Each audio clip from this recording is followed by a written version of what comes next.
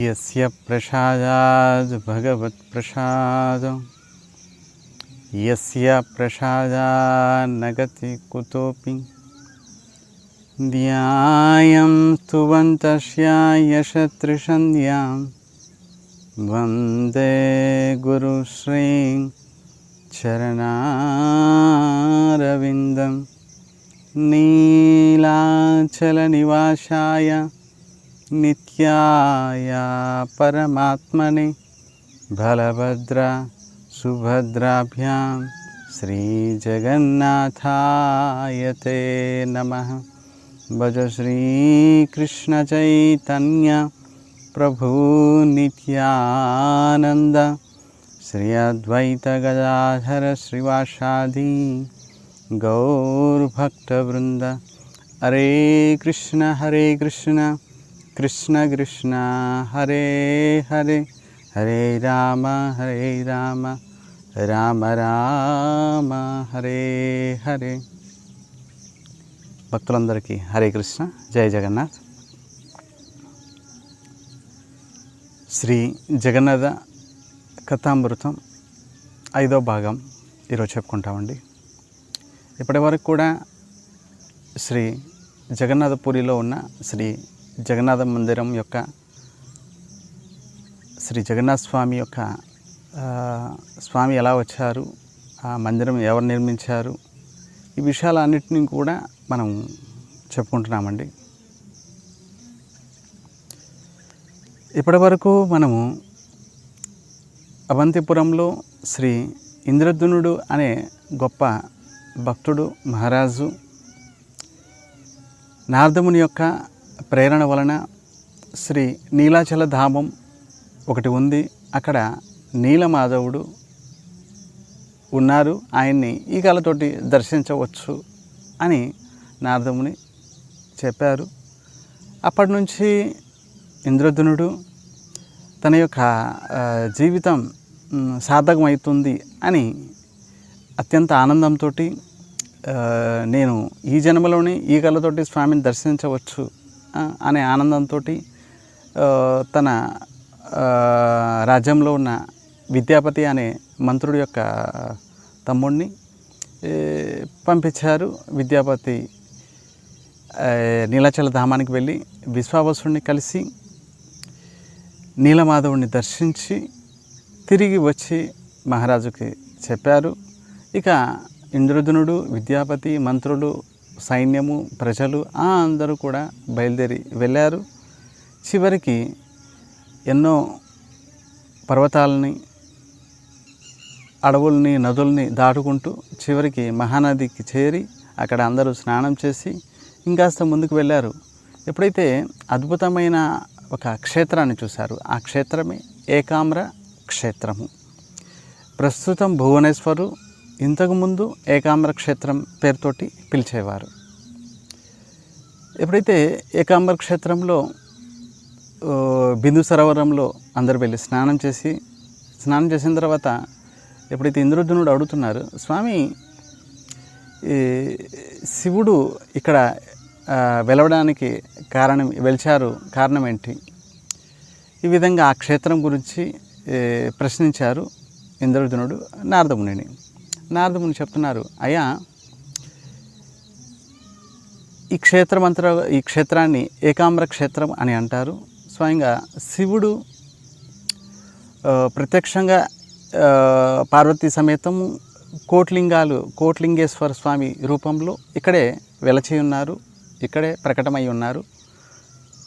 అలాగే ఇంకో రూపంలో స్వామి జగన్నాథపురిలో కాశీ విశ్వనాథుని రూపంలో ఇంకో రూపంలో ప్రకటమై ఉన్నారు. అలాగే శివుడు 8 రూపాల్లో మొత్తం నీలాచల ధామాన్ని, పూరి క్షేత్రాన్ని 8 రూపాల్లో 8 డైరెక్షన్స్, 4 దిక్కులు, 4 కోణాలు, ఈ 8 వైపుల నుండి పూరి క్షేత్రాన్ని క్షేత్రపాలకుడిగా రక్షిస్తున్నారు అని నారదముని అన్నారు. ఇంద్రద్యుమ్నుడు అంటున్నారు, స్వామి శివుడు పార్వతీ సమేతం ఈ కోట్లింగేశ్వర రూపంలో ఈ ఏకాంబర క్షేత్రంలో ఉండడానికి కారణం ఏంటి? అలాగే కాశీ విశ్వనాథుని రూపంలో పురుక్షేత్రంలో అలాగే 8 రూపాల్లో 8 వైపులా రక్షించడానికి గల కారణం ఏంటి? శివుడి యొక్క క్షేత్రము కాశీ కదా, వారణాసి కదా, మరి అక్కడున్న శివుడు ఇక్కడికి ఎందుకు వచ్చారు? కారణం ఏంటి? ఈ విధంగా ఏకాంబర క్షేత్రం గురించి ప్రశ్నిస్తున్నారు ఇంద్రజనుడు నారదమునిని. నారదముని అంటున్నారు, దీనికి గల కారణం చెప్తున్నాను వినండి అంటూ నారదముని ఇతిహాసం గురించి చెప్పడం మొదలుపెట్టారు. పూర్వము ద్వాపర యుగంలో స్వయంగా కృష్ణుడు ద్వారకాలో లీలలు చేసేటప్పుడు కరుషాధిపతి, కరుషం అనే ఒక దేశం ఉంది. ఆ దేశానికి అధిపతి పౌండ్రకుడు. ఈ పౌండ్రకుడు చూడటానికి అందంగా ఉంటాడు, అజానుబాహుడు. ఇక ఆయన స్నేహితులు కాశీరాజు ఇంకా మిగతా చాలామంది స్నేహితులు ఒకసారి ఈ పౌండ్రకుడు దగ్గరికి వచ్చి, మీరు చూడటానికి భగవంతుడిలా కనిపిస్తున్నారు, నిజానికి మమ్మల్ని అందరినీ దయతలిచి మీరు అవతరించినట్లున్నారు, మీరు నిజానికి భగవంతుడు అని ఆయన్ని పొగడ్తలతోటి ముంచెత్తారు. పౌండ్రకుడు అనుకున్నాడు, అవును, నిజానికి భగవంతుడి యొక్క రూపమే కదా నాది, నేనే భగవంతుడిని అని కూర్చున్నాడు. వారి యొక్క పొగడ్తలకి తను తాను భగవంతుడిగా భావించుకున్నాడు. నేను భగవంతుడిని, నా పేరు ఈ రోజు నుంచి పౌండ్రక వాసుదేవుడు. ఇక జనాలు అందరూ వచ్చి దర్శిస్తున్నారు. జయ హో జయ హో పౌండ్రక వాసుదేవుడికి జయ హో జయ హో జయ హో అని. ఆ పౌండ్రక వాసుదేవుడు స్నేహితులందరూ కూడా ఆయన్ని పొగడ్తలతోటి ప్రార్థనలతోటి ముంచెత్తుతున్నారు. రకరకాల ప్రార్థనలు ఈ రోజుల్లో కూడా మనం ఈ కలియుగంలో చూస్తున్నాం. వీధికొకరు ఊరికొకరు భగవంతుడు, నేనే కలిగే అవతారం, నేనే భగవంతుడిని అంటూ చాలామంది జనాల్ని మోసం చేయడం మొదలు పెడుతుంటారు. ఈ విధంగా ప్రచారం చేయడానికి వారి అనుయాయులు, వారి దగ్గర ఉన్న బంధువులు, ఫ్రెండ్స్, స్నేహితులు వీరందరూ కూడా వారికి ప్రచారం చేస్తూ ఉంటారు. వారి భక్తులు, వారి శిష్యులుగా ప్రచారం చేస్తూ ఉంటారు. ఇదిగో ఈయన కలిగే అవతారము అని. నిజానికి కలిగే అవతారము కలియుగం యొక్క అంతిమంలో, సత్యయుగం ఆరంభంలో యుగ సంధ్య, ఆ సమయంలో స్వయంగా భగవంతుడు కలికి రూపాన్ని తీసుకుంటారు. ఇప్పుడు కలియుగం ఆరంభము, ఇప్పుడే కలికి భగవంతుడు చాలామంది తయారైపోయారు. కనుక మోసపడే వాళ్ళు ఉంటే మోసం చేసేవాళ్ళు చాలామంది ఉంటారు. కనుక డబ్బు సంపాదించుకునే మార్గము భగవంతుడి అవతారం అని చెప్పుకొని బోళ్ళంతా డబ్బు సంపాదించుకోవడం మొదలు పెడతారు. పేరుకు పేరు వస్తుంది, డబ్బుకు డబ్బు వస్తుంది. నిజానికి ఆ సమయంలో కూడా, ద్వాపర యుగంలో కూడా కృష్ణుడు ఉన్నప్పుడే పౌండ్రకుడు అనేవాడు తను తాను భగవంతుడిగా అందరికి చెప్పుకున్నాడు, నేనే భగవంతుడిని, నిజమైన వాసుదేవుడిని నేనే అంటూ. అక్కడున్న స్నేహితులందరూ కూడా ఆయన్ని పొగడ్తలతోటి ముంచెత్తారు. కాశీరాజు ముఖ్యంగా, కాశీరాజు అన్నారు, సరే మీరు కూడా శంఖచక్ర గదాపద్మాలు పెట్టుకోండి అని అన్నారు. వెంటనే ఈ పౌండ్రకుడు కూడా శంఖచక్ర గదాపద్మాలు ఎలా ఇప్పుడు మనం చూస్తూ ఉంటాము. నాటకాలు చేసేవాళ్ళు హనుమంతుడి వేషం వేసుకుంటారు, శివుడి వేషం వేసుకుంటారు. అలాగే నారాయణ వేషం ఇంకో 2 భుజాలు పెట్టుకొని శంఖచక్ర గదాపద్మాలు కృత్రిమంగా తయారు చేసుకొని అవి పెట్టుకుంటారు. అలాగే ఈ పౌండ్రకుడు కూడా కృత్రిమంగా తయారు చేపించేశాడు. శంఖచక్ర గదాపద్మాలు ఇంకొక 2 చేతులు పెట్టేసుకున్నారు. అలాగే శేషతల్పం, స్వయంగా నారాయణుడు నువ్వే అనగానే శేషతల్పం ఒకటి కృత్రిమంగా తయారు చేపించి అందులో ఇలా శయనించి ఉండేవారు. ఇక కృత్రిమంగా శ్రీదేవి భూదేవి వారు పాదసేవ చేస్తూ ఉంటారు. ఒక ఇద్దరిని పెట్టేశారు. ఇలా తనను తాను భగవంతుడు అనుకుంటున్నారు. ఒకసారి నారదముని సర్వత్ర భ్రమణం చేస్తూ పౌండ్రక వాసుదేవుడి దగ్గరికి వెళ్ళారు. జయ హో జయ హో, పౌండ్రక వాసుదేవుడికి జయ హో అంటూ. వెంటనే పౌండ్రక వాసుదేవుడు అన్నారు, సరే మునీశ్వరులు వచ్చారు, మా దర్శనానికే వచ్చారా? అవును స్వామి, మీ దర్శనానికే వచ్చాను. మరి ఇన్ని రోజుల నుంచి ఎందుకు దర్శించలేదు మమ్మల్ని? అప్పుడు నారదముని అన్నారు, స్వామి నిజానికి మీ స్నేహితులు మీ బంధువులు అందరూ కూడా మిమ్మల్ని భగవంతుడు అని అంటున్నారు, మీరు భగవంతుడిగా ప్రకటించుకున్నారు. నిజానికి ద్వారకాలో కూడా ఒక వాసుదేవుడు అని ఆయన ఉన్నారు, ఆయన అంటున్నారు ఆయన భగవంతుడని. జనాలందరూ కూడా ఆయన్ని కూడా పూజించే వాళ్ళు ఉన్నారు. నాకు డౌట్గా ఉంది, నిజానికి మీరు నిజంగా భగవంతుడా లేకపోతే ఆయన భగవంతుడా? ఎవరు భగవంతుడు? మీరే తేల్చండి ఒకసారి. పౌండ్రక వాసుదేవుడు అన్నారు, సరే తేల్చాలంటే ఎలా తేల్చాలేంటి? ఏముంది, ఒక దూతను పంపించండి ద్వారకాకి, స్వయంగా మీరు భగవంతుడిగా ప్రకటించుకోండి. ఒక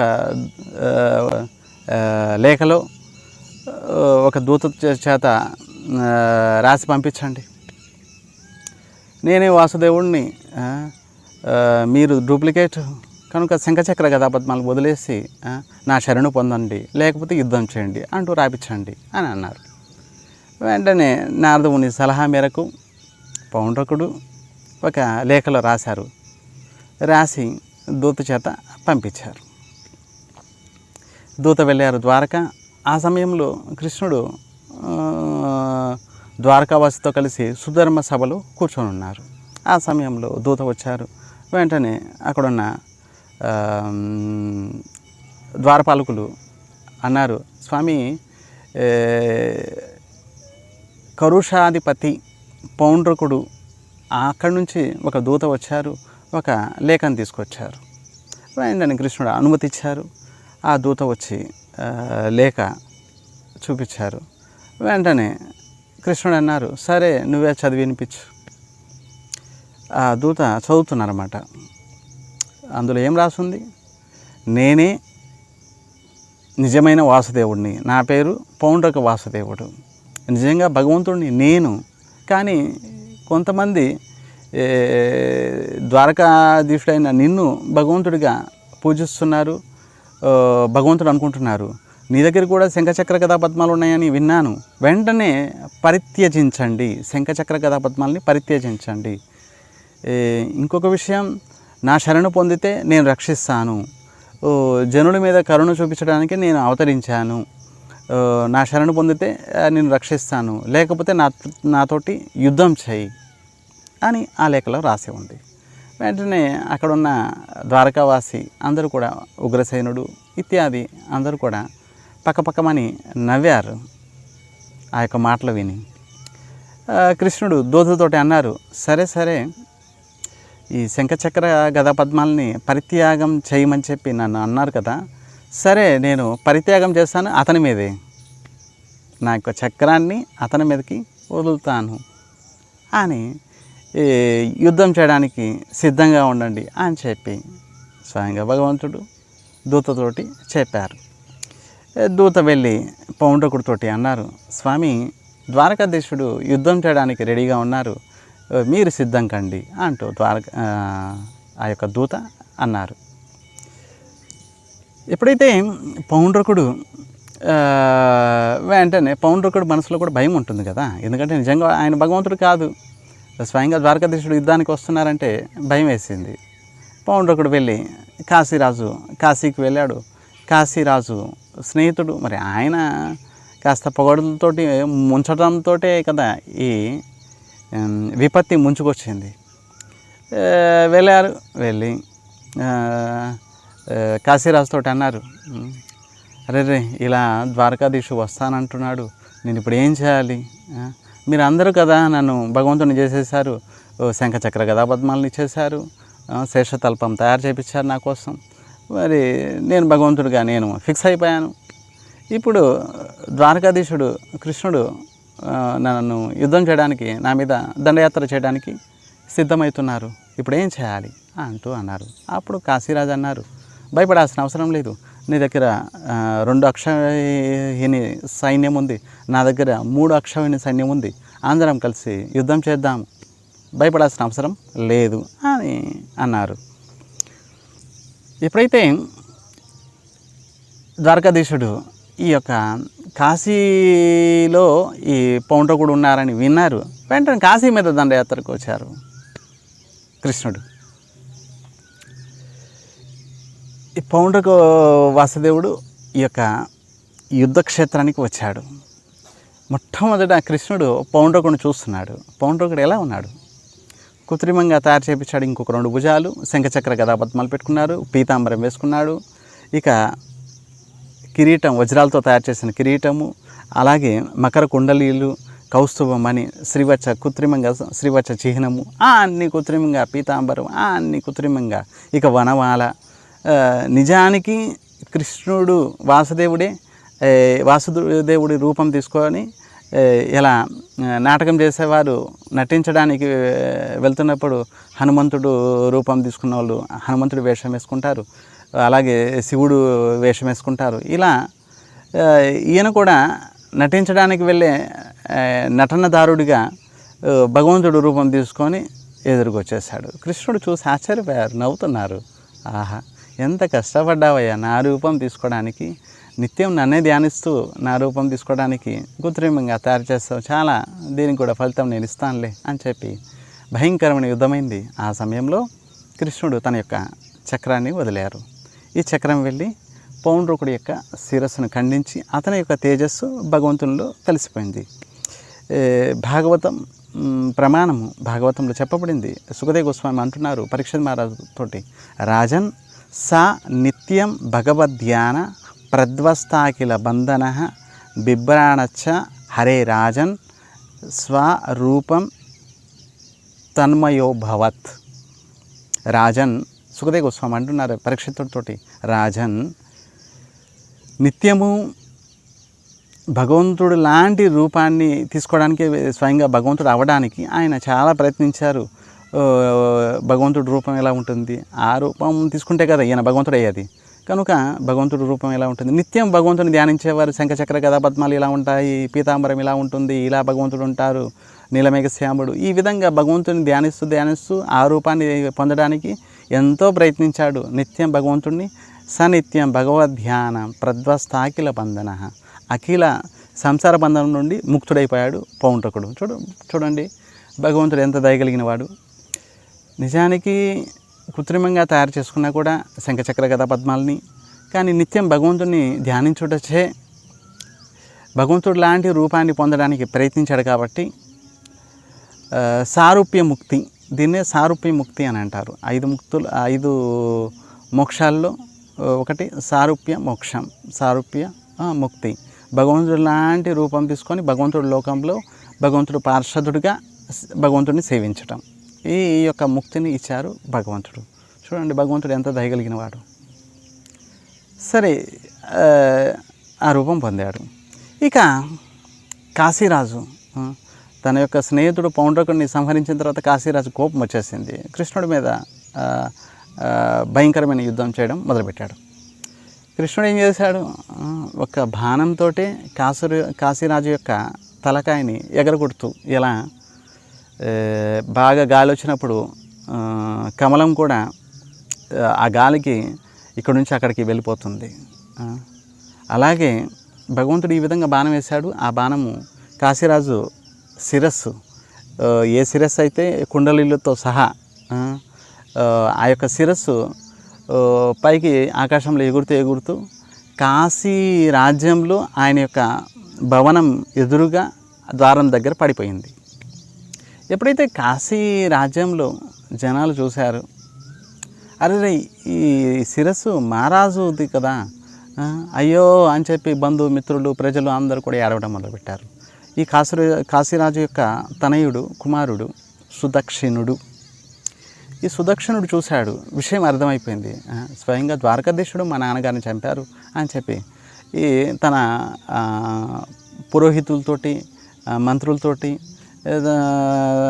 తన గురువుగారితోటి అందరితోటి వెంటనే తత్కాల సభ ఎమర్జెన్సీ మీటింగ్ పెట్టుకున్నారు, అందరిని పిలిచారు. సరే ఇప్పుడు ఏం చేయాలి ఈ విధంగా సరే శివుడినే ప్రార్థిద్దాం అని చెప్పి అందరూ కలిసి శివుడిని ప్రార్థించారు. శివుడు ప్రత్యక్షమయ్యాడు. శివుడు ప్రత్యక్షమై ఏం వరం కావాలి కోరుకో అని అన్నారు.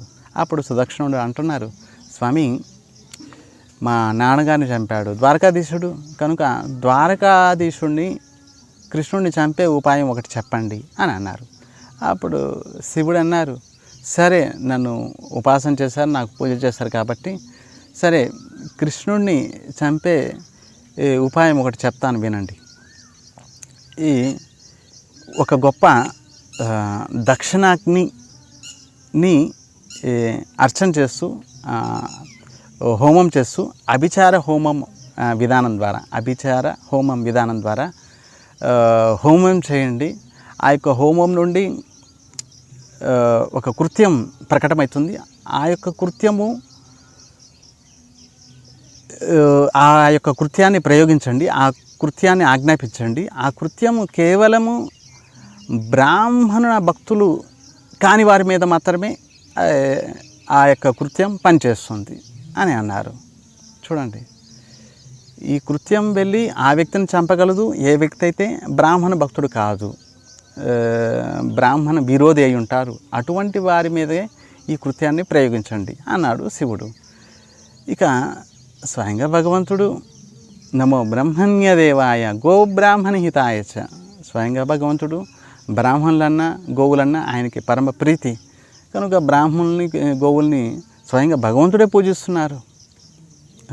బ్రాహ్మణులు అని భూసురులు అని అంటారు. ఈ భూలోకంలో వారే దేవతలు. నిజానికి వారు ఉచ్చరించే మంత్రాల ద్వారా దేవతలు సైతం వశమైపోతారు.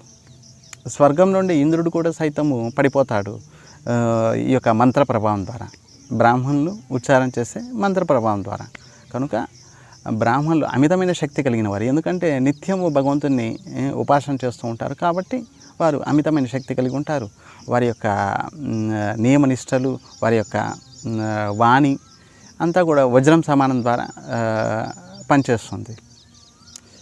ఎప్పుడైతే ఈ మాట అన్నారు, ఇక సుదక్షిణుడు ఆయనేంటి ఈ మాట మీద అంతగా పట్టించుకోలేదు శివుడు మాట. వెంటనే గొప్ప హోమం చేశారు. ఆ హోమం నుంచి ఒక కృత్యం ప్రకటమైంది, ఒక రాక్షసి. వెంటనే సుదక్షిణుడు ఆజ్ఞాపించాడు, వెళ్ళి ద్వారకాధీశుడిని సంహరించు వెళ్ళు అని చెప్పి ఒక భయంకరమైన విశాలమైన ప్రళయాగ్ని రూపం, ఇంకా ప్రళయం చేసేస్తాను అన్ని లోకాలని అన్నట్టు భయంకరమైన రూపం తీసుకున్నది ఈ యొక్క రాక్షసి. త్రిశూలం పట్టుకొని ద్వారకా మీద వెళ్ళింది. ఎప్పుడైతే ద్వారకా వెళ్ళి అక్కడ భయంకరమైన విధ్వంసాలను సృష్టించడం మొదలుపెట్టింది. నగరాలని ధ్వంసం చేయడం, ప్రజల్ని బాధించటం. అప్పుడు ప్రజలు ద్వారకాధీశులు అందరూ కూడా, ద్వారకాలో ఉన్న వాసులు అందరూ కూడా పరిగెత్తుకుంటూ కృష్ణుడి దగ్గరికి వెళ్ళారు. అప్పుడు కృష్ణుడు సుధర్మ సభలో పాచికలు ఆడుతూ ఉన్నారు. ఆయనకేం చింత లేదు, పాచికలు ఆడుతూ ఉన్నారు. ఆ సమయంలో ప్రజలందరూ వెళ్ళి ద్వారకాధీష్కి వినిపించుకున్నారు, స్వామి చూడండి ఒక బ్రహ్మ రాక్షసి వచ్చింది, ఈ భయంకరమైన రాక్షసి ద్వారకా నగరాన్ని సర్వనాశనం చేసేస్తుంది, మమ్మల్ని రక్షించండి అంటూ ప్రజలు శరణు పొందారు కృష్ణుడికి. వెంటనే కృష్ణుడు భయపడద్దు, డోంట్ వర్రీ అని చెప్పి తన దగ్గర ఉన్న సుదర్శన చక్రానికి ఆజ్ఞాపించారు. వెంటనే సుదర్శన చక్రం బయలుదేరింది, ఆ యొక్క కృత్యం వెంటబడింది. ఈ కృత్యం వెళ్ళింది. ఇక ఈ కృత్యం పరిగెత్తుకుంటూ వెళ్ళింది, వెంటబడుతున్నాడు సుదర్శన చక్రం. కృత్యం వెళ్ళి మరి ఎవరినైతే సంహరించలేకపోయిందో ఇక ఎవరైతే పంపించారో ఆ సుదక్షిణుడిని సంహరించేసింది. అక్కడ ఋత్విజులు ఎవరైతే హోమం చేశారో వారిని కూడా సంహరించేసింది. చూడండి, తర్వాత సుదర్శన చక్రము ఆ యొక్క కృత్యాన్ని సర్వనాశనం చేసిన తర్వాత శాంతించలేదు. కోటి సూర్య సమప్రభం, కోట్ల సూర్యులు ఒకేసారి ప్రకాశిస్తే ఎంత తేజస్సు వస్తుందో, ఎంత ప్రకాశం వస్తుందో అంత తేజస్సు ప్రకాశం వస్తుంది ఈ యొక్క సుదర్శన చక్రం నుండి. సుదర్శన చక్రం ఆ యొక్క కృత్యను సంహరించడంతో శాంతించలేదు, మొత్తం ద్వారకా నగరాన్ని సర్వనాశనం చేసేసింది. అప్పుడు శివుడు పార్వతి సమేతం వచ్చి భగవంతుని ప్రార్థించారు. ద్వారకాధీశుని, స్వామి నా ఇల్లంతా సర్వనాశనం అయిపోయింది, నేను నిత్యం వాసం చేస్తున్నాను ఈ వారణాసిలో, కాశీలో, ఇప్పుడు నేను ఎక్కడ ఉండాలి, నాకు ఒక ఉండడానికి ఒక ఇల్లు ఇవ్వండి, స్థలం ఇవ్వండి, రాజ్యం ఇవ్వండి అంటూ ప్రార్థించారు. అప్పుడు ద్వారకాధీశుడు అన్నారు, కలియుగంలో శ్రీ జగన్నాథుడి రూపంలో శ్రీ నీలాచల ధామంలో నేను ఉంటాను, అక్కడే ఏకాంబర క్షేత్రం అనే ఒక క్షేత్రం ఉంది, అక్కడ నువ్వు నిత్యము పార్వతి సమేతము కోట్లింగేశ్వర రూపంలో అక్కడ ఉంటావు, లింగరాజు రూపంలో, ఇంకొక రూపంలో కాశీ విశ్వనాథుడి రూపంలో నిత్యము నిన్ను దర్శించిన తర్వాతనే నా భక్తులు నా దగ్గరికి వస్తారు. ఇప్పటికి కూడా శ్రీ జగన్నాథ మందిరం మీరు ప్రవేశిస్తే మొత్తం 22 మెట్లు ఉంటాయండి. బాయ్స్ పౌచ్ అంటారు, 22 మెట్లు ఉంటాయి. ఎప్పుడైతే లోపలికి వెళ్ళి పతితపావని దర్శించిన తర్వాత right side, left side Kashi విశ్వనాథుడు అని శివలింగం ఉందన్నమాట. ఆయన దర్శించిన తర్వాతనే లోపలికి జగన్నాథ మందిరం లోపలికి ప్రవేశించాలి. కనుక ఆ యొక్క కాశీ విశ్వనాథుడే ఇక్కడ వెలిచారు. అలాగే 8 రూపాయల్లో నీలాచల ధామాన్ని రక్షిస్తున్నారు. భగవంతుడు అన్నారు, సరే కలియుగంలో ఏకాంబర క్షేత్రం ఉంది, అక్కడ నువ్వు ఉంటావు, అక్కడ నిత్యం వాసం చేస్తుంటావు పార్వతి సమేతం, అలాగే కాశీ విశ్వనాథ రూపంలో నువ్వు ఉంటావు, నా భక్తులందరూ కూడా నిన్ను దర్శించిన తర్వాతనే నా దగ్గరికి వస్తారు అని చెప్పి భగవంతుడు అన్నారు. అప్పుడు శివుడు అత్యంత ఆనందంతో పార్వతి సమేతం అప్పటి నుంచి ఈ యొక్క ఏకాంబర క్షేత్రం, ప్రస్తుతం భువనేశ్వర్ అంటారు, అక్కడే లింగరాజు రూపంలో ప్రకటమయ్యారు. స్వయంగా విశ్వకర్మ వచ్చి ఆ యొక్క మందిరాన్ని నిర్మించారు. అలాగే 8 రూపాయల్లో క్షేత్రపాలకుడిగా ఆ యొక్క పూరి క్షేత్రాన్ని రక్షిస్తున్నాడు శివుడు. కనుక శివుడు వైష్ణవానం యథా శంభు. ఆయన యొక్క దయ లేకుండా, ఆయన కృప లేకుండా మనము జగన్నాథ పూరిలోకి ప్రవేశించలేం. ఈ విధంగా నారదముని శివుడు ఆ యొక్క ఏకాంబర క్షేత్రంలో ఉండడానికి గల కారణం ఏంటి, అలాగే కాశీని వదిలి కాశీ విశ్వనాథుడిగా అక్కడ పూరి క్షేత్రంలో నిత్యం వాసం చేయడానికి గల కారణం ఏంటి, ఈ విషయాలన్నీ కూడా నారదుడు ఇంద్రద్యునుడికి తోటి చెప్పారు. అలాగే నారదముని ఇంద్రద్యునుడు ఇద్దరు ప్రార్థించారు శివుడిని. శివుడు ప్రత్యక్షంగా దర్శనమిచ్చారు. శివుడు అంటున్నారు, మీరు వచ్చిన కార్యం నాకు తెలుసు, కనుక మీరు నీలాచల ధామంలోకి ప్రవేశించండి, ప్రవేశించిన తర్వాత నరసింహస్వామి ఉంటారు, అక్కడ మీరు ఉపాసన చేయండి, ఆయన్ని ఉపాసన చేయండి.